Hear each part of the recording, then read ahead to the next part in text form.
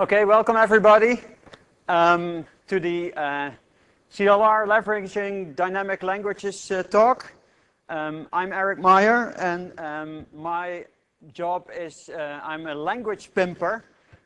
So I work with the language teams, VB team, the C# team, to kind of pimp up their languages. So anybody that wants a nice Microsoft shirt can have it.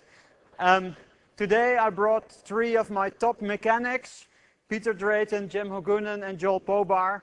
They will be going to do some demos for you that show off all the nice features that the CLR and the .NET framework has to offer for dynamic languages. So let's get going. And what I want to do first is I want to take you down a trip to memory lane. How many of you went to the PDC in 2000?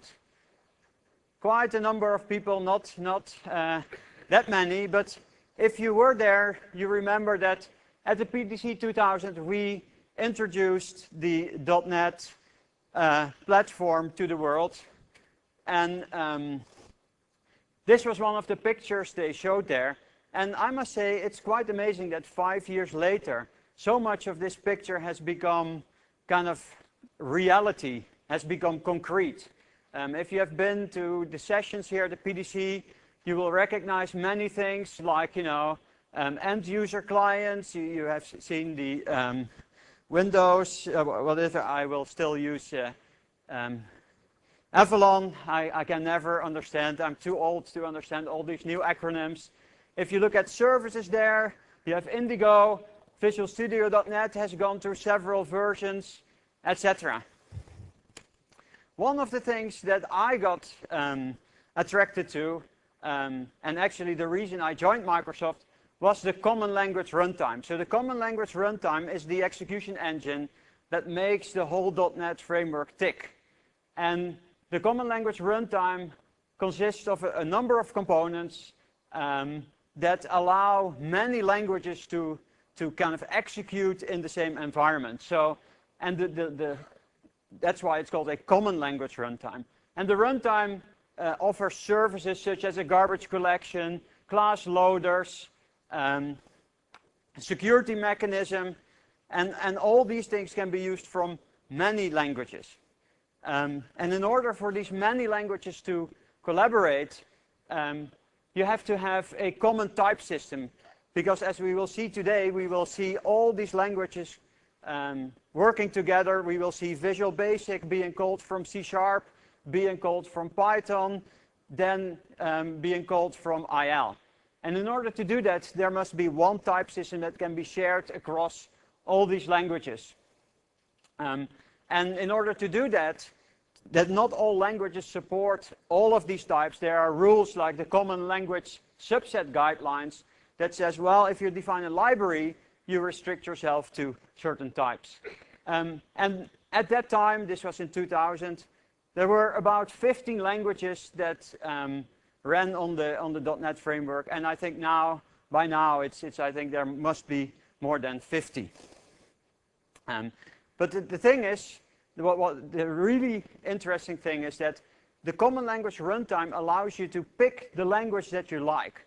So you're not locked into a single language. You can use the programming language that you know or that you think will work for the job that you want to do or whatever. But it's the choice of programming language. We give programmers the choice to pick their language. And this is what we will show today too, is we will show all these languages and how they kind of work together.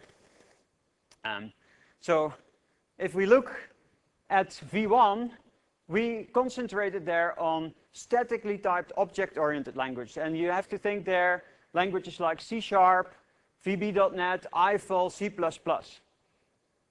And now in the upcoming Visual Studio 2005, we concentrate on supporting functional languages a little bit better. And what do I mean by that? Well, as you will see, we will add support for delegates. We made support for delegates. We made them faster.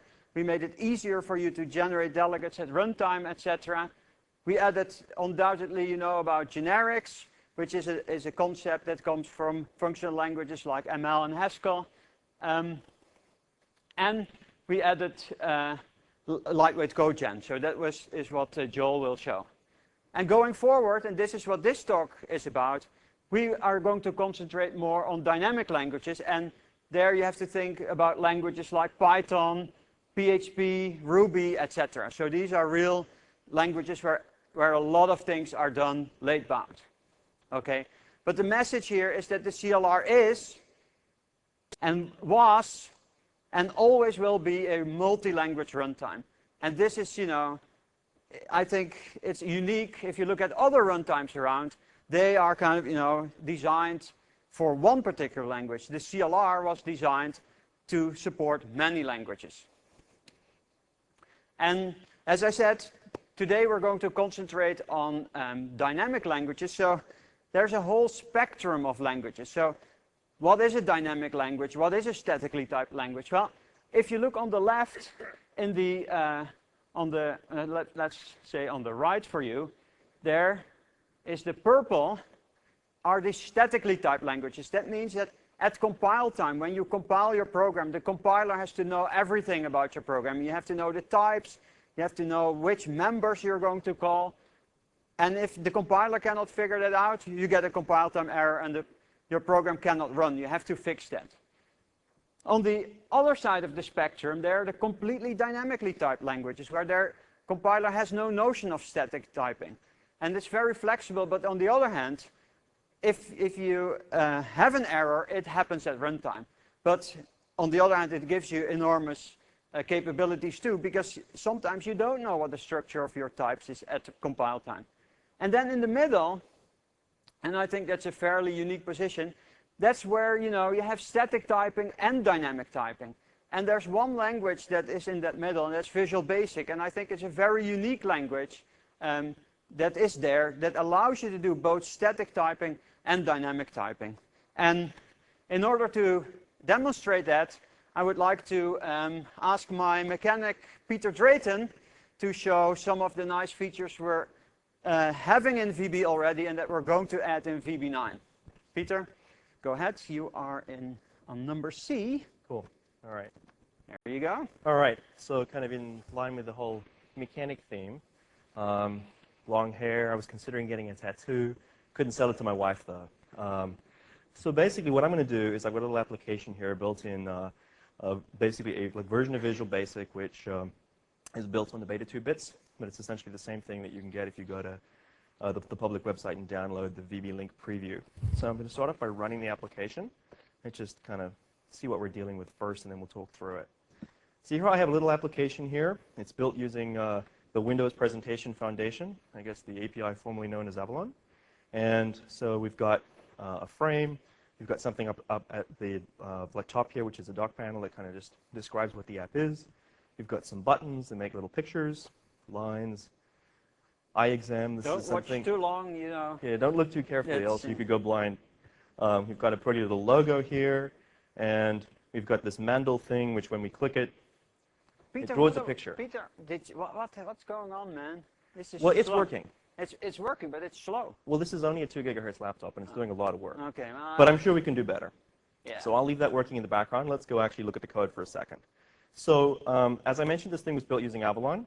I've basically asked it to print out the results of the. I have the application basically dumping the XML, which actually builds that UI. So you can see up at the top here we have a window. There's a stack panel. Inside the stack panel, we have a border, which is where we have that title that basically says Tesla Avalon examples that you saw in the application. Let's see, is this thing still working? Yeah, it's still working. Oh, man. Oh, man. I'm sure we can fix that, though. Yeah, and then down here, we have a stack panel, which has 4 buttons, the lines button, the eye exam button, the logo button, and the mandel button that I showed you earlier. So this is the XML. Let's go look at what the VB code looks like.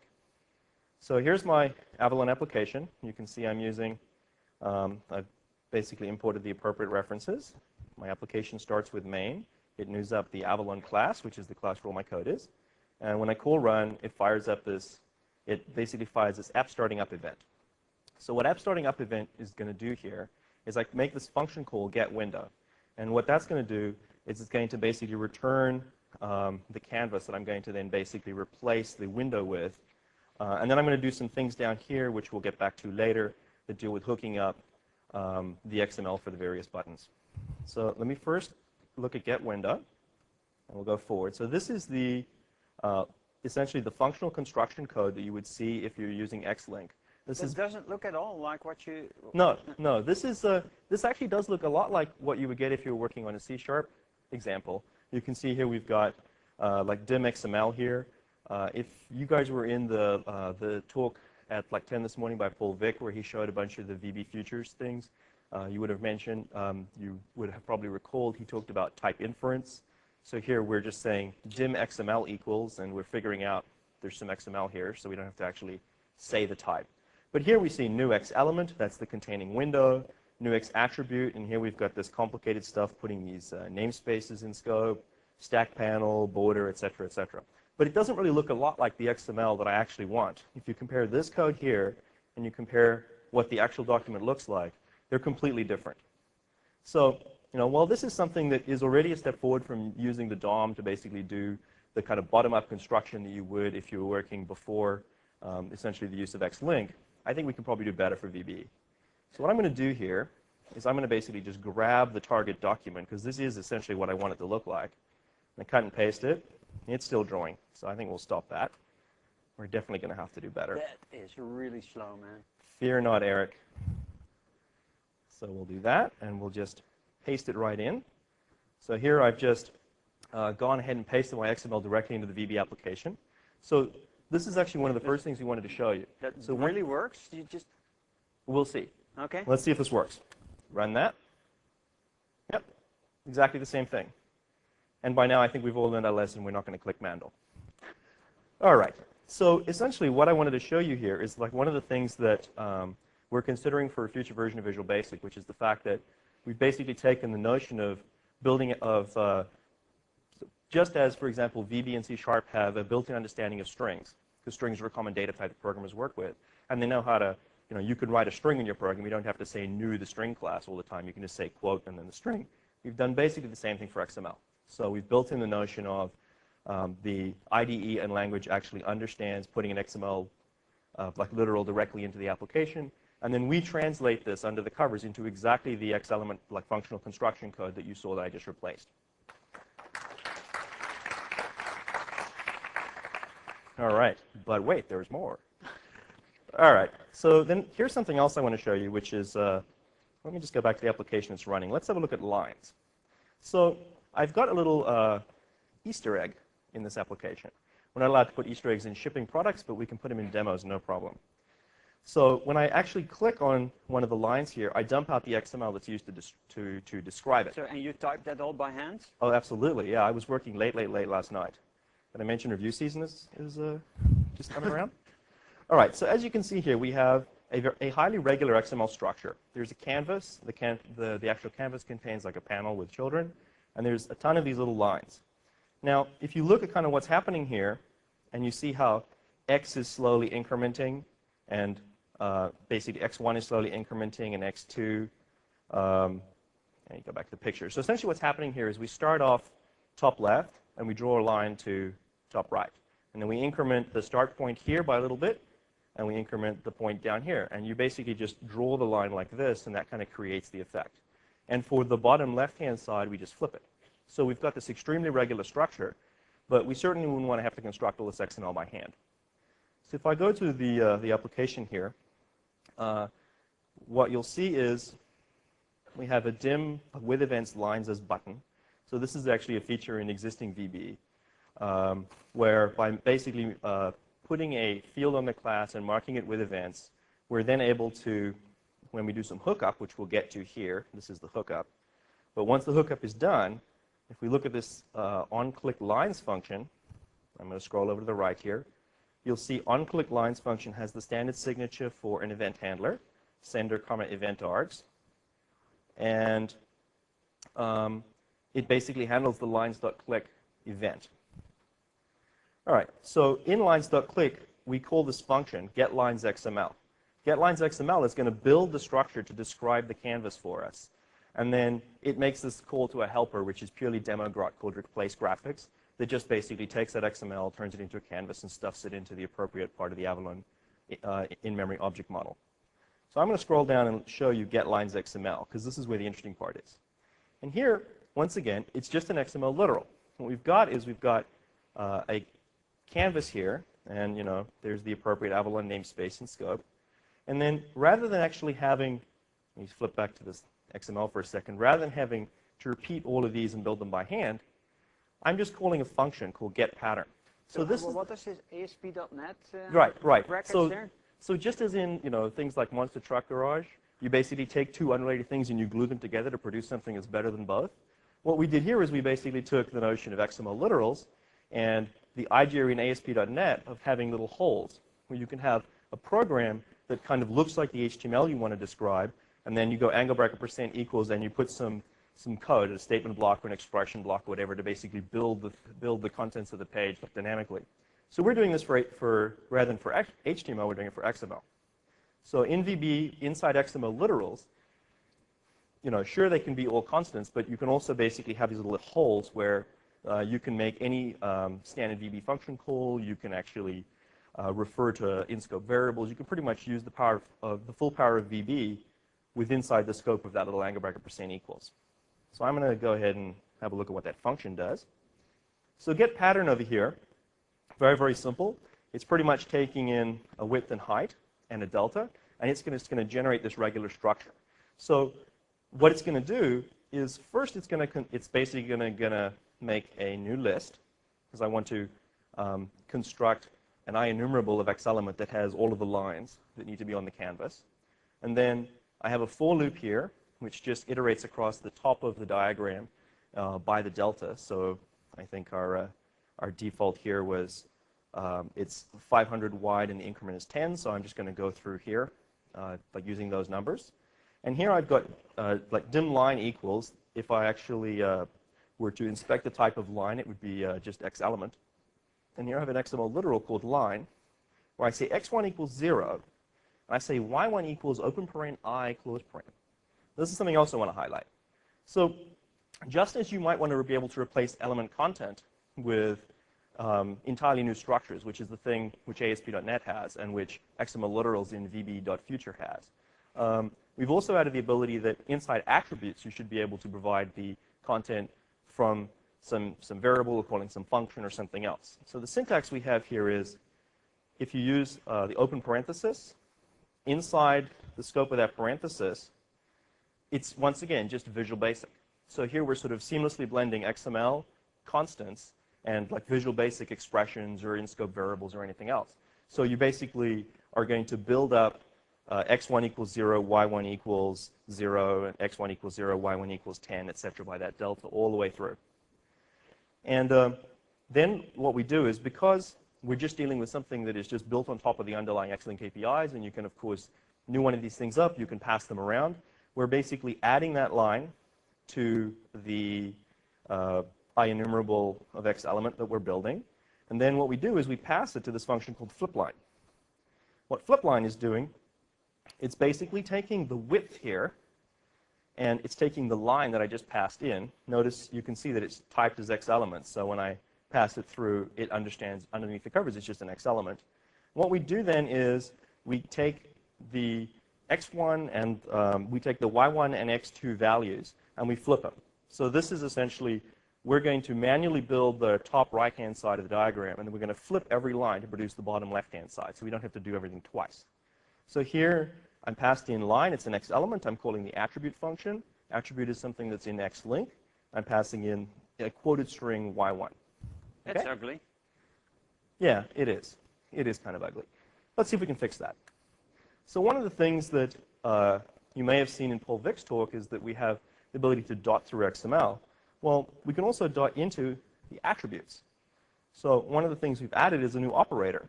So you can take, for example, the X element API call, which gets the value of an attribute. And because we're late binding over the XML, we can just go line.at, and then anything we pass after that is the name of the attribute. And we'll pass that into the underlying attribute method call and get the value back just exactly as if we were working with the existing Xlink API.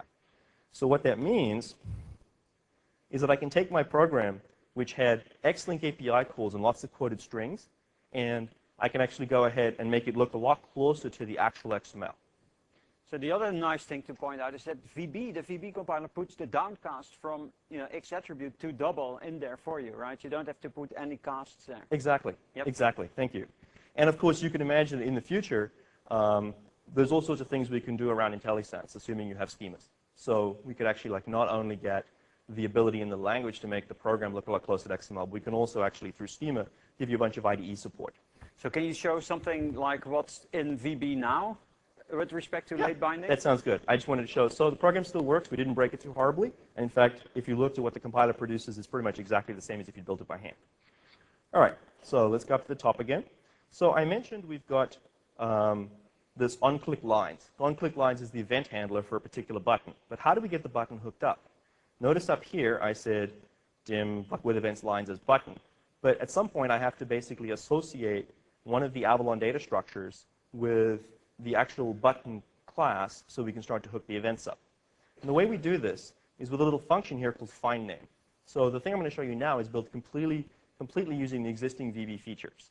So what findName does is it takes content. Remember, content is essentially what is inside the form when we first build it. And it takes the name, lines, and it will walk through the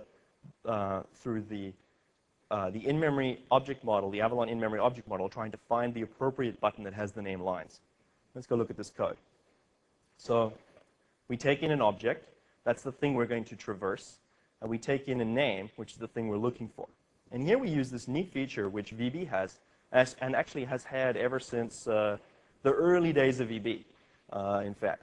And we have this on error resume next. So this is unstructured exception handling. Where the CLR has built-in structured exception handling, VB has the ability to basically say, if I'm doing something and I find an error, don't throw an exception, don't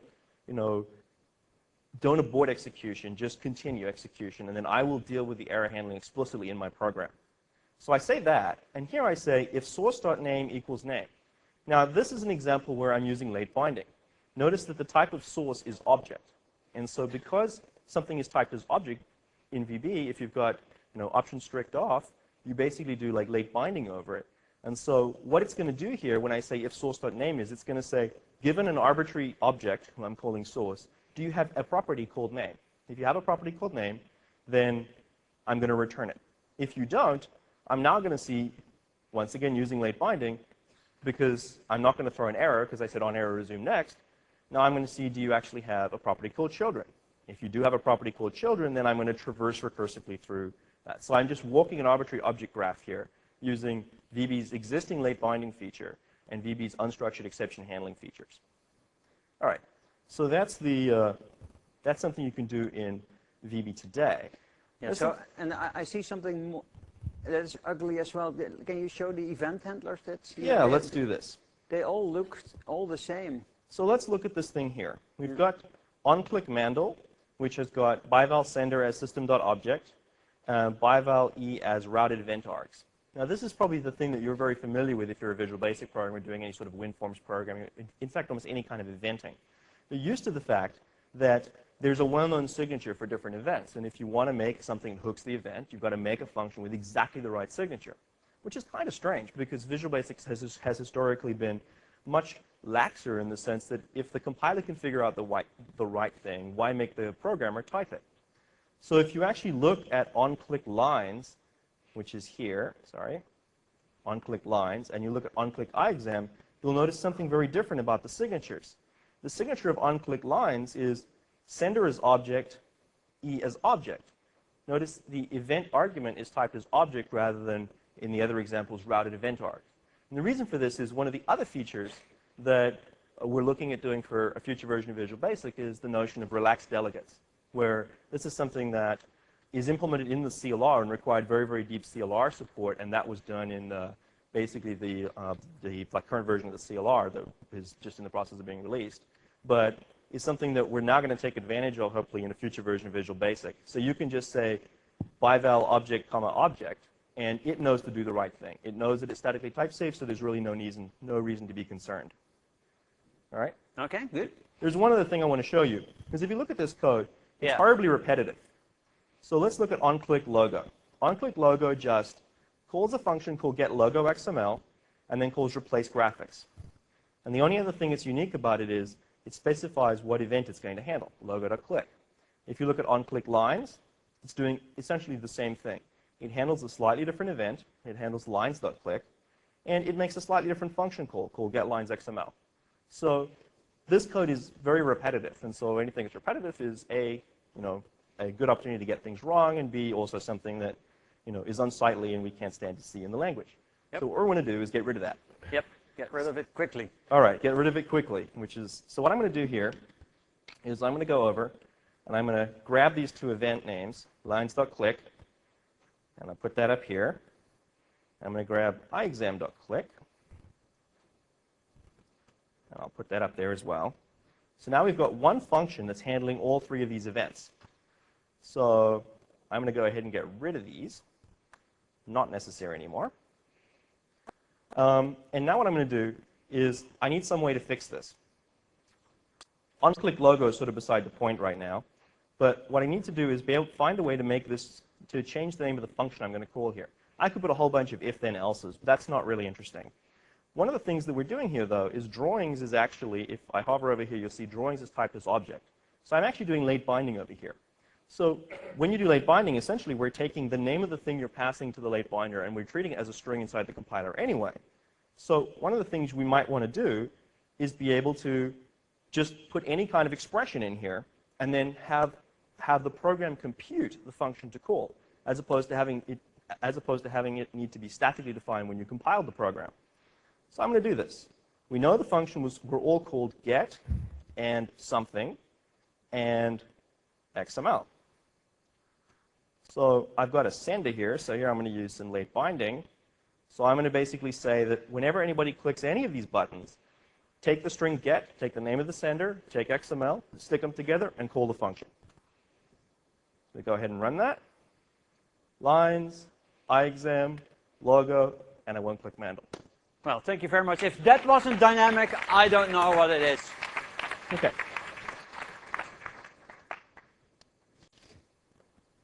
Okay, so let's quickly kind of,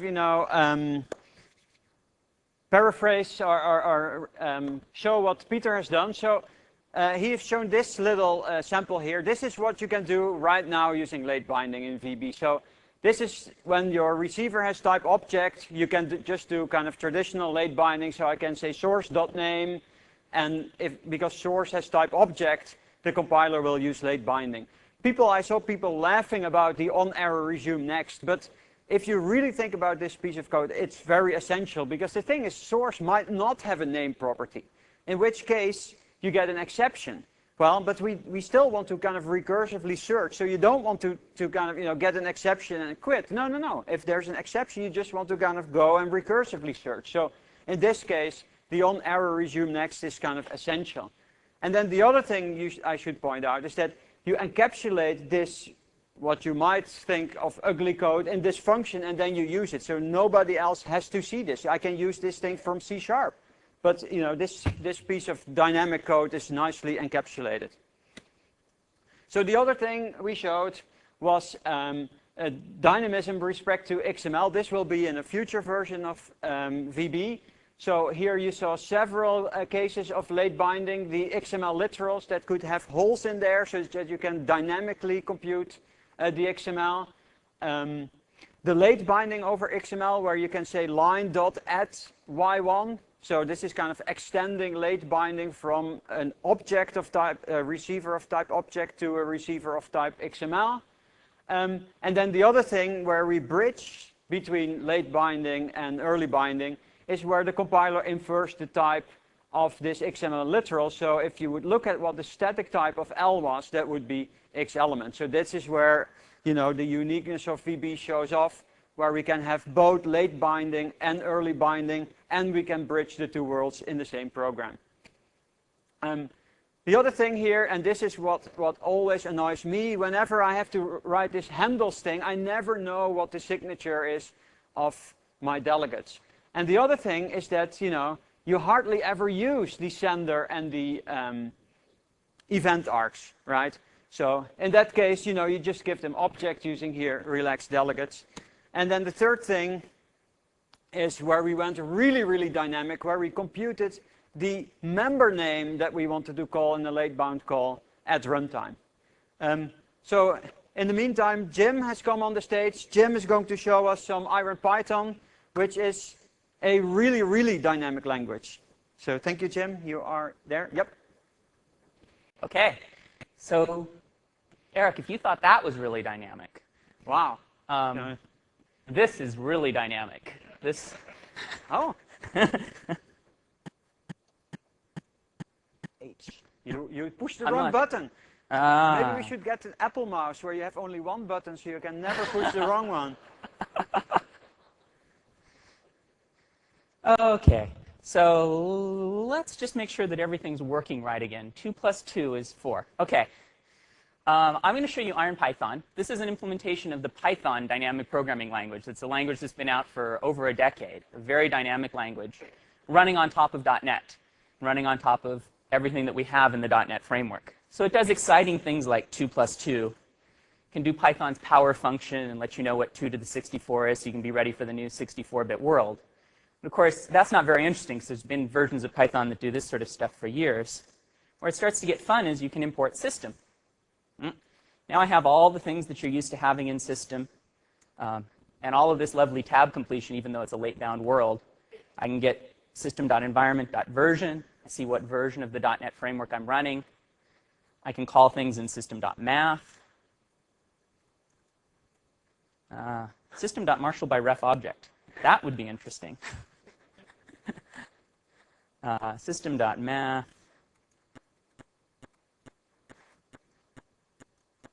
And find out that the sign of pi is 0, which I assume all of you knew. It took a lot of horsepower to compute all of that. Where it gets more fun is we can start using some of the new technologies that are available now. So one of the fun ones, you guys have probably seen a lot of stuff about the new Windows presentation framework. One of the less known features of it, how many of you have seen it do speech? Okay, this will be a great chance then. So I can load in the speech assembly. Now I can load from system.speech synthesis. I can load in all of the classes that are inside of the speech assembly. And now they're all available for me to start playing with. So let's see, I want to create a new speech synthesizer. So that's how I'm going to be able to say something. And I want it to say something to you. How about, hello, PDC from Python. Hello, PDC from IronPython. So what this kind of dynamic experimental thing does is it lets you take all of these fun libraries and just sort of play around with them.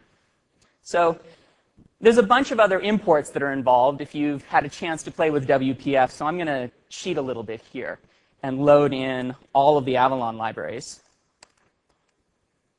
Now I have all of the Avalon libraries available, and I can create a new window. It'll pop up on the screen nicely, and create buttons. Click me, put it in the window, and you see the lovely button, right? Okay, maybe this isn't the beautiful GUIs you guys have been hoping for. Let's do a little bit more. Size it to content, width and height. Everybody in the back row can read the button? Yes? Okay, well, let's give you a better chance. You can play around with the font sizes. Clicking on it does nothing yet, but what's fun about this is it is a full programming language. This isn't just a shell. So I can go ahead and define functions. It's going to be a quick little function because I never remember what the events are that are passed to something. So here's a little function that's just going to print out whatever args it gets called with. I'm going to make this what the button does when it's clicked. Plus equals. That's the way that you bind to events. And you notice you get reasonable error messages when you try and, add an event to a function. Now you click on it, and I remember, oh yes, the arguments are the button and then the event args. So that's all fun, but I can also load up applications that other people have built. And I don't know if there's any... Can you load Peter's one? That would be a fun one to play with. Let's see. So first, we haven't done anything about putting this in the GAC, the general assembly, so I could find it anywhere. So I need to load it from a file. So I can load an assembly from a file, and it's in the vbdemo.dll. And now I can import all the classes from VBDemo. VBDemo import star, and create a new little program. And it has a window in it. And we can show it. There we go. That's Peter's little demo loaded up in here. Still works. Lines, iExam logo, and trust me, I'm not clicking on Mandel. We have to do something about that. We do one of these days. Maybe we'll get to it by the end of the talk. I can pull out, I'm going to pull out into a little local called panel the content of the window so I can play around with it. I can walk over all of the nodes inside of the panel, print the nodes. So this shows me all of the things that are in that Avalon framework here, not in an XML version, because in XML it's not how I like to think about the world. It's showing you the two string methods on the object. So it's just a different point of view on the same thing. One thing that would be fun would be to gather up all of the buttons so I can do something with them. So let's try and gather up all of the buttons.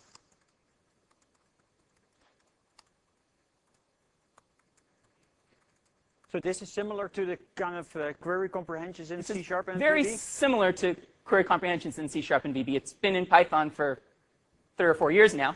But it doesn't do anywhere near the cool things with, so it's very similar to the in-memory kinds of queries. It doesn't do any of the XML or the SQL kind of stuff that we're seeing. So this lets me get, for all of the nodes in the panel, all of them that are an instance of button, I've gathered them up here. And now I'm going to stick those in a local variable so that I can do things with them. Now I can walk all of the buttons. Let's make them all bigger so you can read them. Font size equals 40. Beautiful, right? Well, I had a chance to learn a little bit about Avalon with this experiment. In order to get the buttons to resize properly, I need to tell them that I want them to size to their content.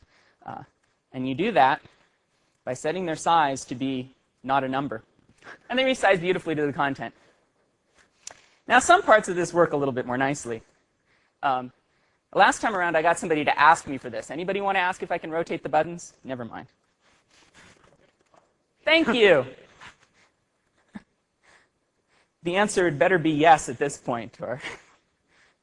So I can rotate all of them by 30 degrees, rotate them back the other direction, set them back to 0 so that we can actually get something done. And that's all sort of fun for playing for the buttons. And since I have that speech synthesizer around, Yeah, do something nice for that. one thing I can do is have it, well, I think you might be able to guess where we're going from here.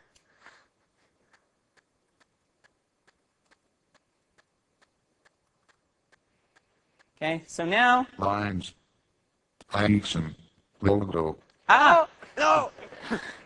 okay. So that all works great. Now, you can add some other interactivity too here. One thing is, you notice this logo. For a logo, this is way too small. Yeah. What do you think? Yes, it's Okay. So I could make the logo bigger directly, but let's add a little bit of interactivity in the GUI. So I can create a quick little horizontal slider, and I can insert it into my panel.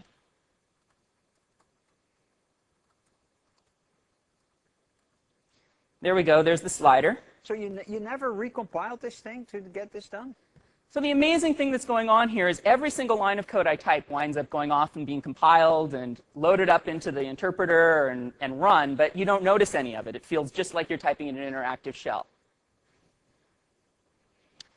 So let's multiply the width by 2. So we have a slightly bigger slider. And define a scale function. What this is going to do is it's going to go to the canvas. Let's see, children 3. That obviously makes sense, right? And scale it by whatever the slider tells me to. And I can set this to be whatever happens when I change the value on the slider. So now this function gets called every time I move the slider around. And I can easily scale the logo, so it can get a lot bigger now. And those of you in the front row can see there's actually a little bit of a line current thing going on here. Sometimes it doesn't pay to look at things too closely.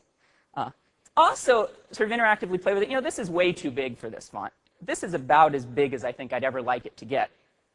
So I can say, well, what's the slider's value? 2.74. Well, that's clearly what I want the slider's maximum to be. I can set it to be that last value that was printed out.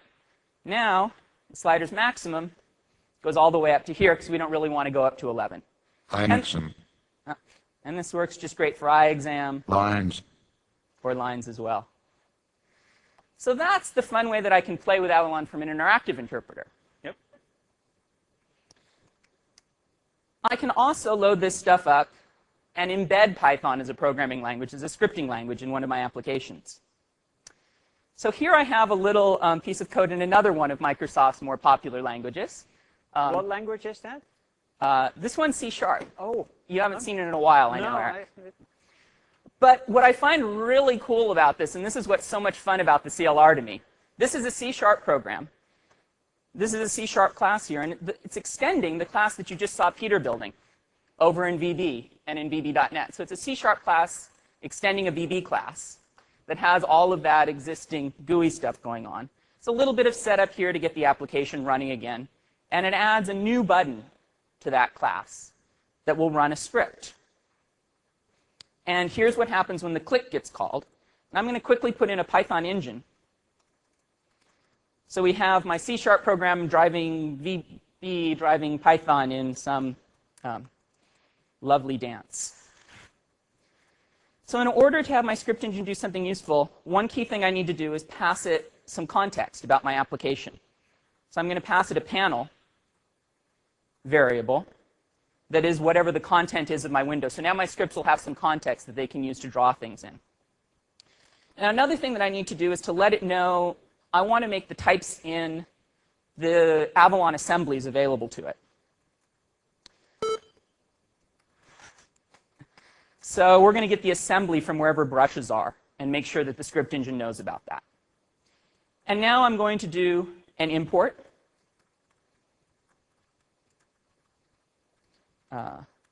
Brushes. And from the brushes class, I'm going to import all of the colors so that I can easily do set. And now here's my script code, which is going to take the panel, set its background color to be blue. So these are two little lines of Python code running in my script engine after I've set it up. Let's go ahead and run that. I do? Yeah. Yep. Thank you. Anything else wrong? Yeah, there's some blue squigglies under your Python engine. This is the big problem of going between Python and C#.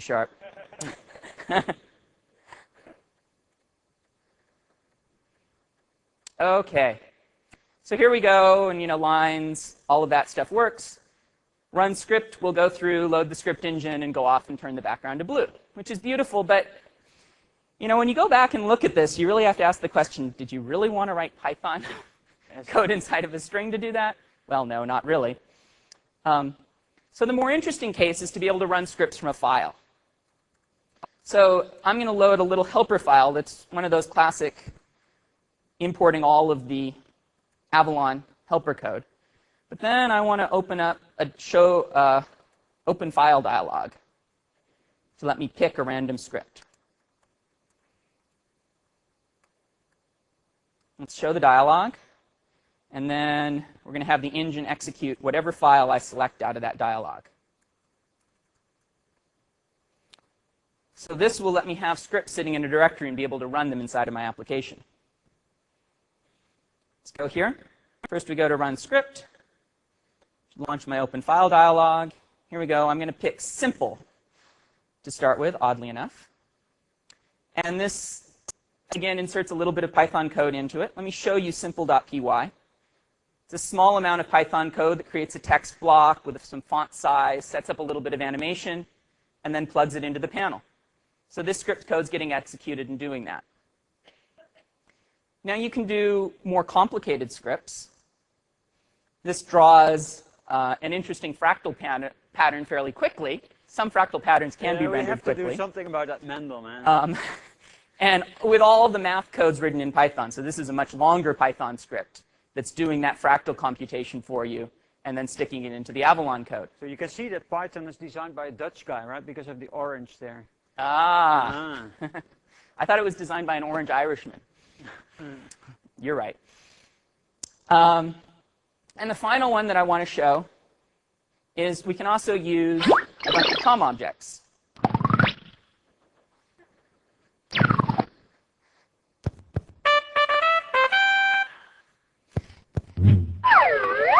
Yes, COM does work well from IronPython. And what I also want to show with this is, so this is the Merlin script that you just saw. I can go and edit that script. Let's say I want Merlin to pop up near the center of the screen instead of towards the edge.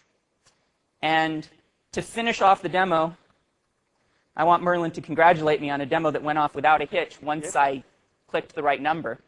Or Eric clicked the right number. So let's have Merlin congratulate with this script. So again, I haven't reloaded this application at all. It's still running, right? But I just want to run the script, and I'm going to run the exact same Merlin script I ran last time, but it's been edited. Now Merlin's going to, yeah.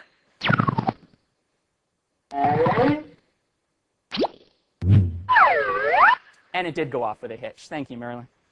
Well, thank you very much, Jim. Okay.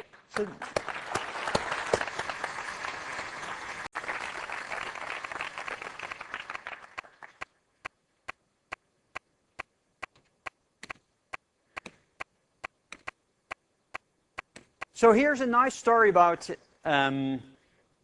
Jim. So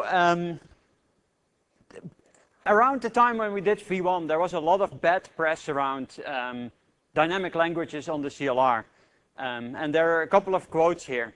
And then Jim said, well, you know, I'm going to write a nasty paper that proves how bad the CLR is for dynamic languages. And guess what happened? He wrote the paper, and now he's working for us, because it turns out that actually the CLR is a great platform for dynamic languages.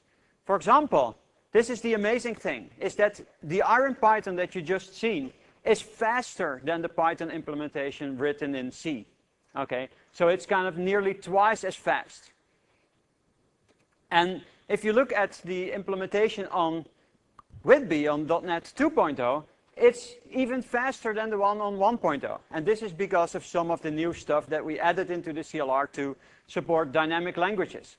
And the nice thing is, I think, is like if you look at the normal Python, so the Python written in C, 2.4 here, relatively, so that has gotten a little bit faster, but relatively, the IronPython has become even faster. So this is only good for the future if we're kind of, you know, continue to grow faster than the normal Python.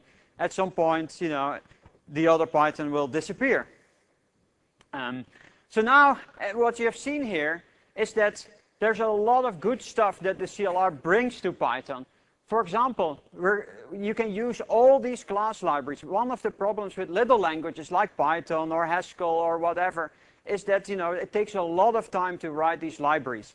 But, you know, there's a whole army of programmers in Redmond that writes these libraries, so you would be stupid not to leverage that. So by running on the CLR, you can leverage all that work. And it's not only the libraries, but also the virtual machine. Why would you, as a language designer, write your own JIT, your own garbage collector, etc., if there are the best kind of garbage collector guys, the best JIT guys, are doing the work for you? And then the other thing is all the tools also allow multiple languages. We haven't shown this, but you can do multi-language debugging, so you can put a breakpoint in your Python code, and you see in your stack trace, you know, you can see wherever you were in VB, and you can click on that. So all this stuff works cross languages. So on the other hand, I think, I must say, you know, I fell nearly off the podium here when I saw this Python stuff, because it's kind of extremely dynamic. You know, I asked Jim, you know, don't you compile that stuff? He was, I don't know if you noticed, he was just typing and this thing was going live there, right? He said, you know, a button.font size plus equals 50, and bang, the thing worked without having to hit F5 and doing all that kind of stuff. So I really think that kind of very interactive way of developing is extremely productive. So that's what Python brings to .NET. And what you have seen is the code there. It's very, very concise. Python is a very, very lightweight language. It looks even like, you know, it's not really a program. It's kind of, you know, pseudocode. So I think that's another nice thing.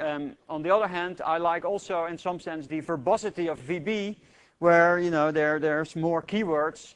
But sometimes you want to have the best of both worlds. That's what the .NET platform is all about. You just pick your language, and maybe today I want to use this, tomorrow I want to use another thing. And then the third thing, and this is where I'm really jealous of IronPython, is the fact that it was so easy. We took this application that Peter wrote, and he didn't know anything about the fact that Jim wanted to host the IronPython interpreter in that application, right? So the application, you have to keep that in mind. When Peter designed his, he didn't anticipate that Jim would host IronPython in there. And look what happened. Jim added 2 lines of code, and he could script the application using IronPython. I think that's incredibly cool. So if you want to play with IronPython, it ships with source. So it's a very permissive license. You can modify it, look at it, redistribute it, whatever. There's a very active community, so I think Jim is also blogging about that, right? He's trying to get a lot of feedback from the community, and the URL is right there. So I really encourage everybody to check out IronPython and maybe kind of contribute to it by doing some coding on it and giving it back to the community.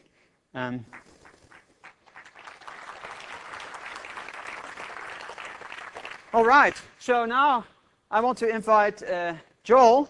So what you've seen is a lot of, kind of high-level stuff. What we're going to do now is we're going to open, he's the mechanic of the engine, so we're going to open the hood now and show what's the kind of the dirty, greasy details, that you are on C, right? So, yep.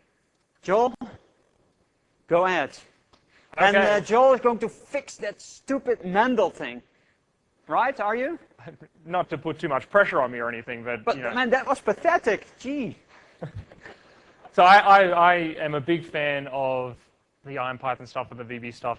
I work on the CLR team, and this is kind of the lower level goop stuff that bubbles up to the languages is what I think is the most brilliant part of all of this.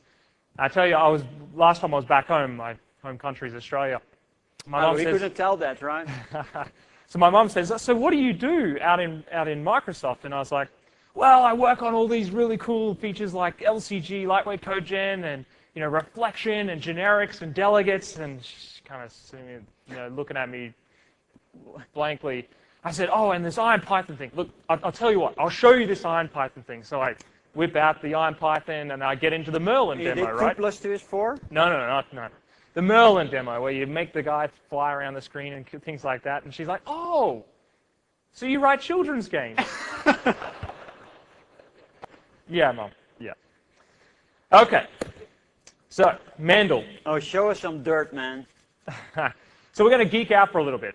A lot of what you're seeing today in both VB and especially in IronPython is as a result of the kind of runtime innovation that we did in 2.0. One of the main features that we invested in was lightweight code generation, or LCG for short.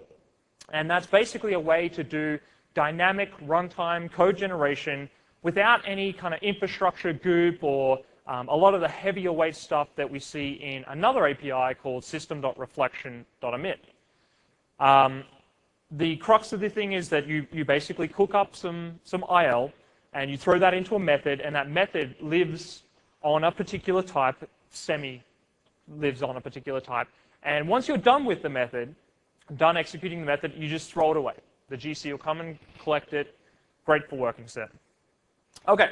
And does it speed Mendel up? Does it what, sorry? Does it speed Mendel up? Does it speed Mandel up? Well, let's have a look. So first of all, I figured it would be good to actually show how LCG works. So I'm going to do like a quick Hello World demo.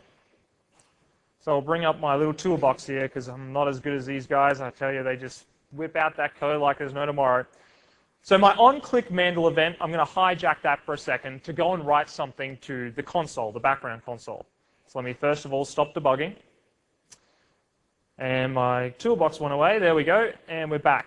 So I'm going to quickly comment out that code and drag and drop my hello world code using a dynamic method. So how does it feel to program in VB? You know, I said in my talk on Tuesday, I said VB is the new black, and I stand by it. I think it's great. I think it's fantastic. Okay, so dynamic method comes in from the system.reflection.emit namespace. You just basically cook up a new dynamic method, give it the method name, let it know what type you're returning, and then say, here are my arguments, the types of my arguments. In this case, we got no types. And here's where I want to virtually put this method on this type. So in this case, I'm just stashing it on object. Underneath, I'm using the same kinds of reflection emit APIs. If you've used reflection emit, you would know about IL generator. I'm just asking the dynamic method, get me an IL generator, please. And now I'm emitting IL, intermediate language, common language runtimes, execution language. I'm saying, load me a string on the stack, hello world, and then call the method writeLine.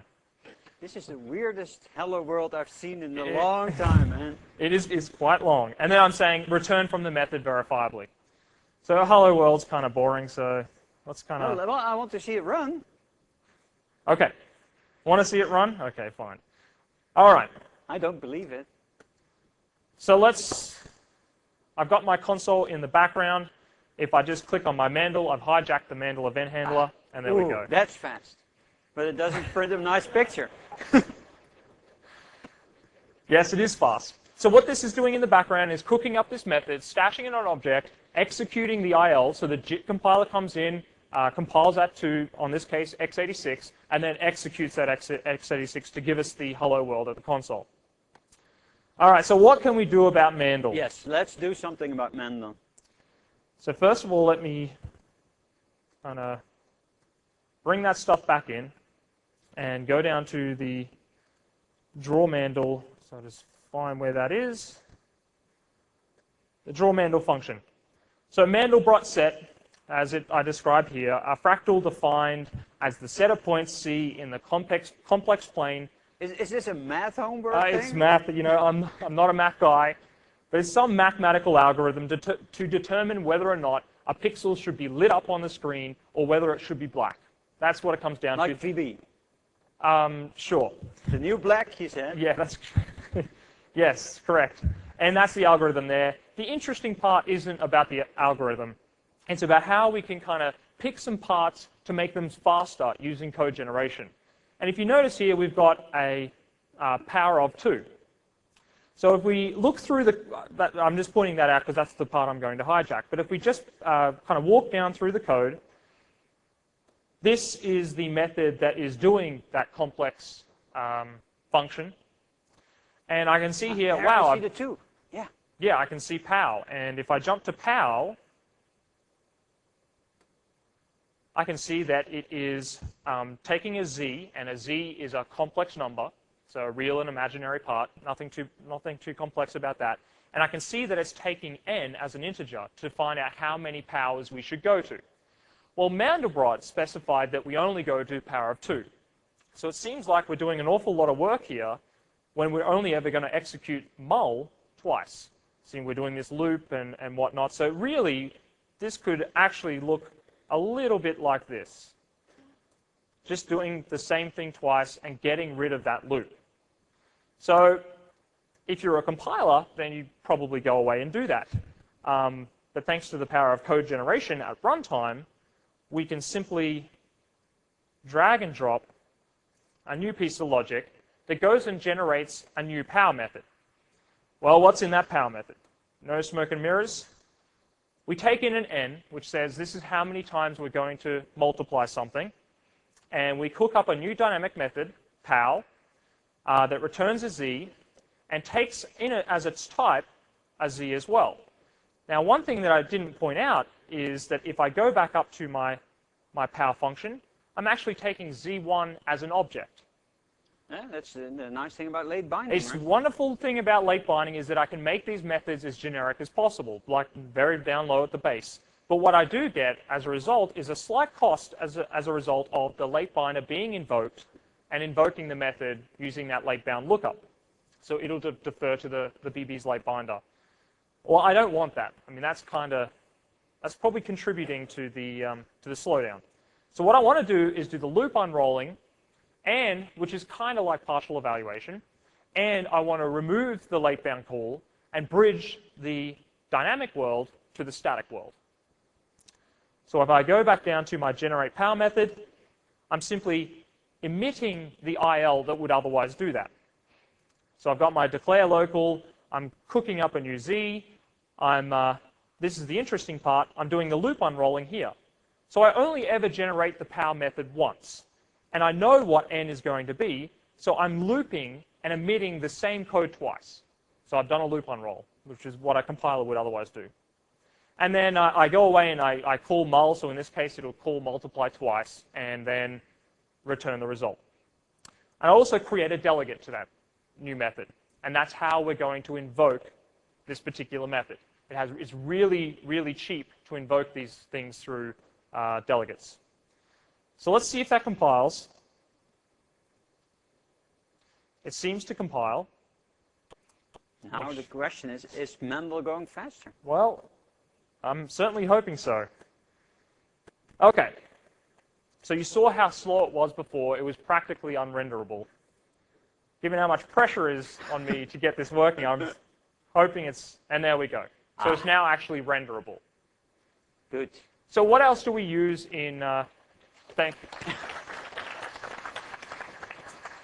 So there's two things I pointed out here, the kind of the loop unrolling and also the bridging the late bound world to the static world. And for the most part, this demo is just kind of the loose spine to show you and introduce you to this new world.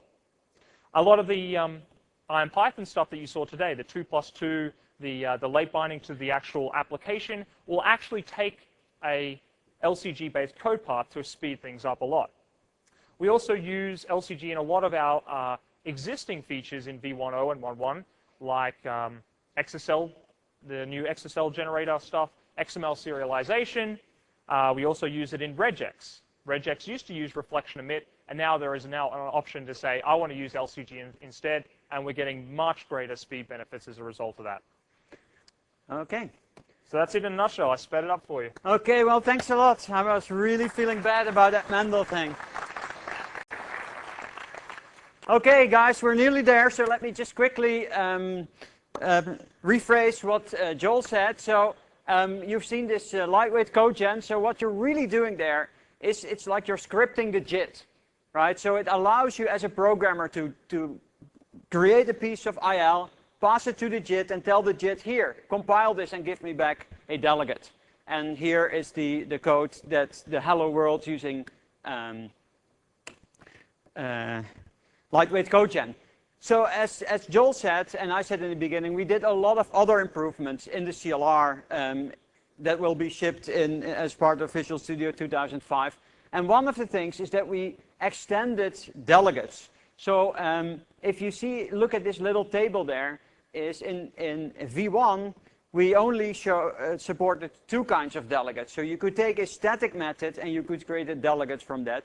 Or you could take an instant method plus the object on which that instant method was defined and create a delegate from that. What we now also allow you to do is to take a static method plus any arbitrary object that has the right type that fits the first argument of that static method and close that static method over that argument. So that's what's called in the functional language world a closure. So if you're implementing a functional language, if you're implementing Scheme or ML, that's what you want to use. And then the other one is what you have in C++, where you have pointers to methods, where you want to take an instance method and you want to create a delegate as if this was a static method, and then when you call the delegate, you want to pass the receiver. So we added those two in Whitby. Another thing which I found really embarrassing is that delegates were supposed to be lightweight things. However, in the previous version of the CLR, a delegate call was way slower than a virtual method call. And in fact, if you did multicast delegates, it would be quadratic, because it would go kind of, to the end of the list, to the next end of the list, so it would be recursive. Right now, you see that delegate calls are nearly as fast as virtual method calls, as they should be. Then we did some other improvements in the CLR. So one of the things that we did is we rewrote reflection in managed code. And as one of the side effects of that is that the member infos, which were first unmanaged, are now created in the managed heap. So now the garbage collector can collect them. Before they were in unmanaged side, and then you don't have automatic garbage collection. And then we did some kind of real geeky stuff where we made it easier to kind of, move between the kind of different runtime representations of types, like runtime handles, runtime metadata tokens, and member info. So if you're a heavy reflection user, it's now kind of much easier to kind of move around between these types.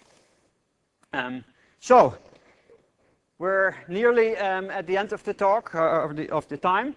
So what might the future bring, right? This is, I'm all here speculating. So one of the things that we definitely want is faster late binding. Okay, so for VB, for example, I mean, what Joel was showing was also the fact that this Mendel was so slow. It was because late binding could be faster. And if you look at Python, that has very fast late binding. So I think we can do a lot of improvements there to make late binding faster. Here's something I would die for. If I could get that kind of REPL loop that Jim showed for my favorite language, oh man, I would be happy as a child. Another thing is this hosting interface, right? I don't only want to host Python programs. I want to host VB programs. I want to host C# programs maybe, C++. So what we want is we want to have a kind of interface for the scripting host where we can then have any language implemented, such that you can host any language inside other applications. Then there's some other kind of more geeky things. Is, for example, IronPython or Python has its own object model. If you look at Monad, it has its own object model. VB has its own late binding. So all these different languages have their own kind of way of doing late binding. But now it's really hard from VB to do late binding over IronPython objects, or in IronPython to do late binding over VB objects.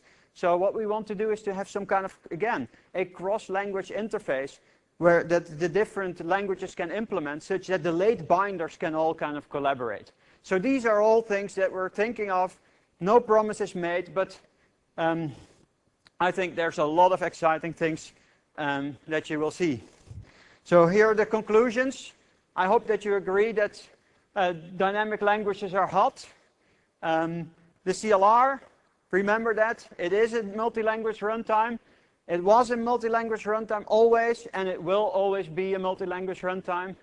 The strength of VB is that it can go from late bound to early bound and anywhere in between. So the slogan there is static typing where possible, dynamic typing where necessary. You must be as impressed as I am with IronPython. Lightweight, faster than the C implementation, embeddable, plus, you can go out and play with the source code. I think Microsoft should do that more often. I think, as a geek, I like to see source code. Thank you. Thank you. Good. And as I said, one of the kind of, focus areas for the next version of the CLR, of the frameworks and of Visual Studio will be dynamic languages. So watch out this space for more news. We're nearly at the end of the conference and nearly at the end of my talk, but there will be some more interesting topics about dynamic language. Tomorrow there will be 2 panels. Scripting and dynamic languages on the CLR. And then, of course, there's a panel on the future of the CLR where you can also go. And I think if you go to the panel on the language integrated query stuff, there's also very interesting stuff with expression trees that are also highly dynamic. Download Python, download Visual Basic, download Whitby. Thank you very much.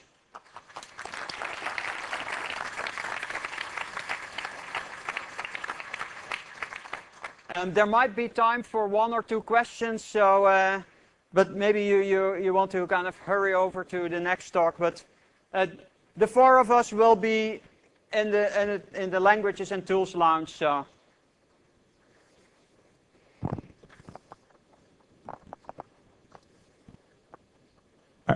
Are you taking questions? Yes, I'm taking questions.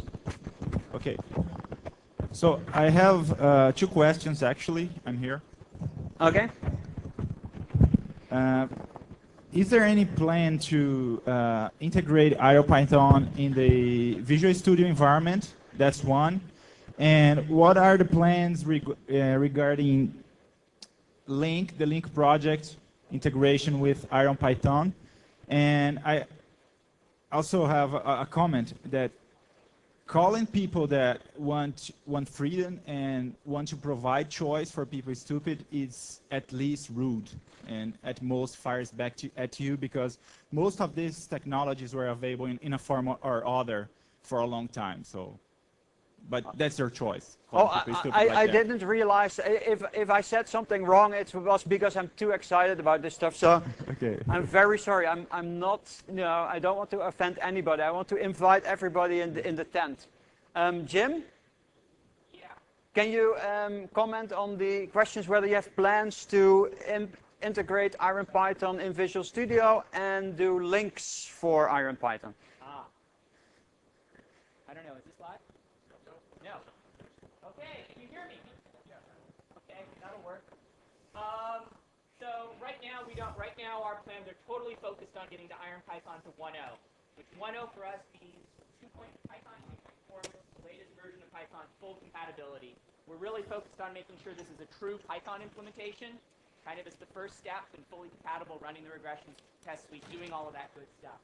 Adding things like Link would be awesome, and you see sort of part of it's already there. And, what the next step is, I don't know. And Visual Studio is also sort of next. We're sort of totally on 1.0 right now, and after that we'll figure out what to do. Somebody else does VS integration. Thanks. Okay, any more questions? A couple of IronPython questions as well. Oh, Jim, you're on the hook. I'm wondering. I'll go over here. Sure.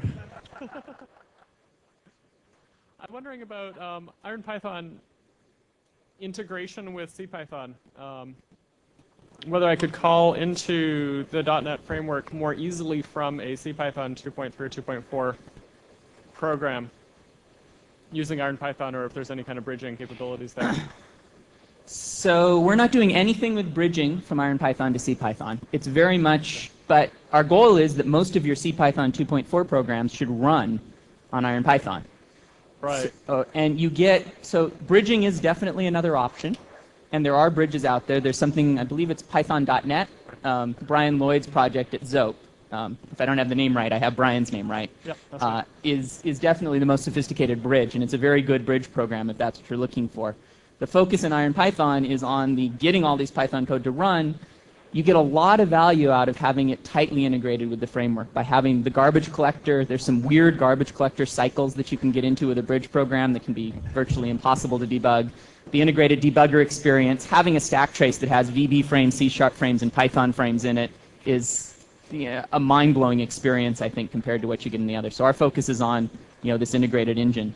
If your Python 2.4 programs aren't running, you should look at what the few things are that would need to get them running in IronPython so that it's all naturally there. Okay, any more questions? Okay. On the IronPython again, I saw an example where you were running it, a call to it, the Python engine within Visual Studio. Was in C#, wasn't it? Is that currently available that we can do that? If we download the version that's that's out there right now, we could do that with something? Yep, so the Python engine is there today. That works just fine. I'm sure IronPython's at 0.9, so we've got another few months before it's final, but all of that's there. We'd love sort of final feedback. The next stage of that is the iScript engine that Erik's talking about, that you can embed that one thing, and now you get scripting with any language that you want, and that's futures. But the Python engine, I was demoing IronPython 0.9.1, the same thing that's up on got.net. Thanks. Yeah. Okay. Do you have time for one more? Okay. Okay, so my question is related more to the reflection emit stuff. Okay, Joel, there's a question for you. So. This is the reflection emit we talked about close to the end of the presentation. Yep. So this seems to me like this is a situation where we're doing everything old is new again. I see we're dynamically building more like assembly language in a high-level language. Old C compilers, you could do assembly code in the C code, but everybody realized pretty quick that that was fairly unmaintainable. So the question is, does Microsoft have any patterns and practices for when this is a good idea and when it's not? This is like Pandora's box, right? Yeah, we I can totally now write agree. assembler code in our C#. So the crux of the message was that the reason why a lot of the kind of the lower level group, especially around compilers, and also another scenario that that may be interesting to you guys is when you're using reflection to kind of load up these assemblies and you're doing late-bound calls on them to invoke them. So say you've got an add-in for your paint.net application and there's a method that you want to get at, and you have to do the method info.invoke or type.invoke member multiple times. So you say in an extreme situation where you had a bitmap and you wanted to do shading on the bitmap and you had to invoke that method, say 800 by 600 times, all of a sudden it's just unusable. But you still want that nice kind of add-in loading dynamism. What you can do is say, well, there's a great way to kind of bridge the static world to the dynamic world. What if I just said, do the reflection once, check to see if the method's there, invoke the method once, make sure it works, no security exceptions, no exceptions nothing out of the unordinary. Well, okay, why don't I just generate IL to do a static call to that method every time from now on? So that seems to me like a perfect way to use LCG in your application. If you're doing kind of more high-level abstract stuff, where what your intent is to say do domain-specific languages to kind of get that nice dynamism so you can script your app, and IronPython or something along those lines isn't your solution, then maybe using CodeDOM is a great way to go. Kind of building up expression trees, building up statement, sequence trees, things like that. Invoking CodeDOM, getting the C# compiler to go and take care of all the runtime goop that you don't want to know about. Right, sure. As for your answering your question specifically, which is there going to be guidance? Absolutely. Hopefully by the time we ship, we'll have some sort of paper for you that you can kind of go, wow, I see what the scenario is. It kind of maps to my scenario. Use this technology. Yeah, because there's already books out on the market that talk about, okay, so you've got this specific situation where you're a little bit smarter than the compiler, especially dynamic tuning of an application. Just kick out some reflection emit, and you can do this like 60% faster than you could with a compiled piece of code. So I'm looking for words of wisdom I can take back to my shop for when someone comes to me and says, guess what? I can emit this piece of this function, and sure, it's only like 50 or 60 lines of reflection emit code, but man, look how much faster it runs. So we're really hoping for compilers to do that kind of stuff for us still. Yeah. Well, so it's a tough question to answer because you need to kind of get specific on what the details are of the scenario. Can I give mine? Yeah, Jim might have some words of wisdom.